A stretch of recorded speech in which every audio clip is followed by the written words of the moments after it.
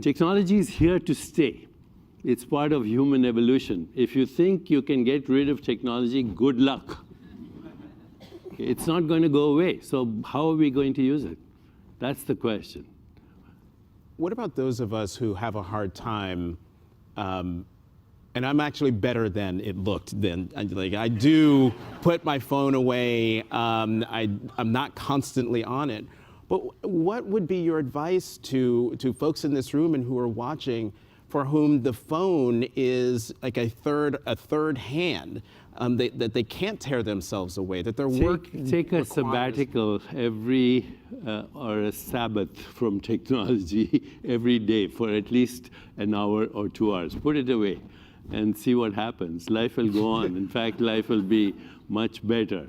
And at the same time, you depend on technology these days to get an Uber, find out where you're going, etc. Your GPS. So you can't get rid of technology. But what about people for whom their job requires that they be in constant contact? My colleague here, Robert Costa, covering the White House and the goings-on in Washington, he can't possibly take a 1 hour sabbatical or a 2 hour sabbatical. How do you do 15-minute sabbatical. Okay. What you're saying is find the time. You find the time and you tell your colleagues, I'm not available for the next half an hour. What's the big deal? The world won't change.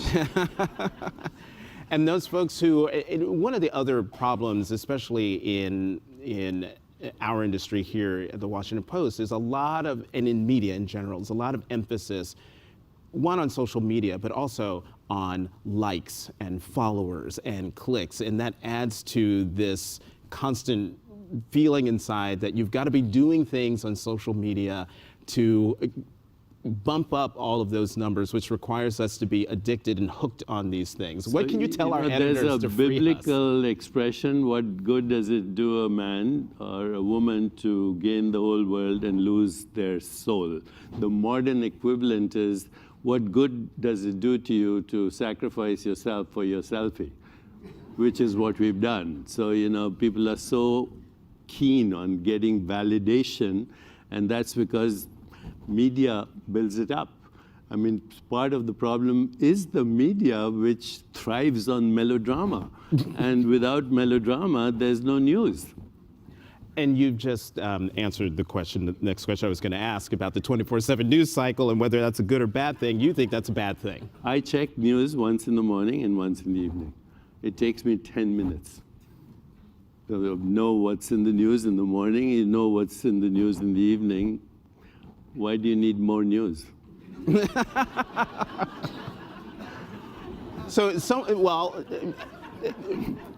Because we have a president who is constantly doing things that are in the news. You pointed out a very important thing.